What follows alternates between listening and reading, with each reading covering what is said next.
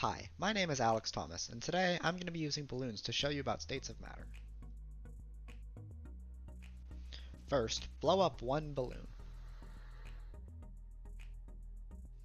Then, fill up one balloon with water.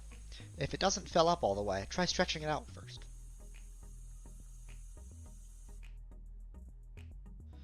Then, fill up a second balloon with water. You can try to make this one a little bit bigger, smaller, or the same size. Put this one in the freezer for a few hours or overnight. Now that you have your 3 balloons, we're ready to start experimenting. Try spinning the air balloon and see if you can keep it in place while getting it to spin fast. This is a good time to pause, write down some observations, and make predictions about what you think will happen next. Next, try to do it with the water balloon and see if you can make it spin. I tried really hard on this third attempt here and I couldn't make it spin. Once again, let's take a minute to write down what's happened so far and guess what will happen next.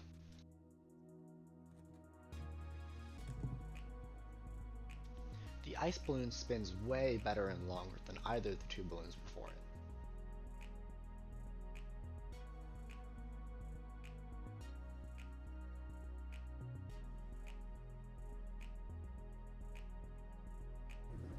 Notice that thud mine keeps making when it pops up.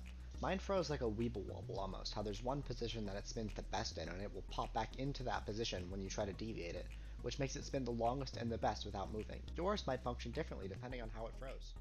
Here, I spun it in the same position that it ended in the last 2 times. It spins best if you have a smooth spot, and you can try letting it melt and refreezing it to change how it works.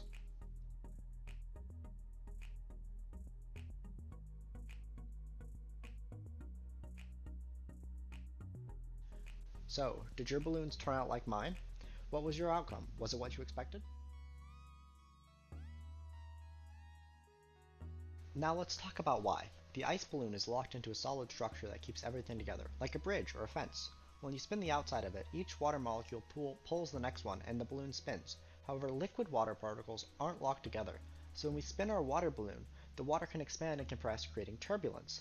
If we did this fast enough, the water would actually dip at the center and begin to look like a whirlpool. This is called a force vortex, and it uses up our energy, so the balloon can't spin for very long. The air balloon is much lighter than the other 2, and friction depends on how hard something is pushing it to the surface. So a lighter balloon has less friction. To see this, place your hand on the table and try to move or turn it. Then push really hard against the table and try again. Notice it's a lot harder to do.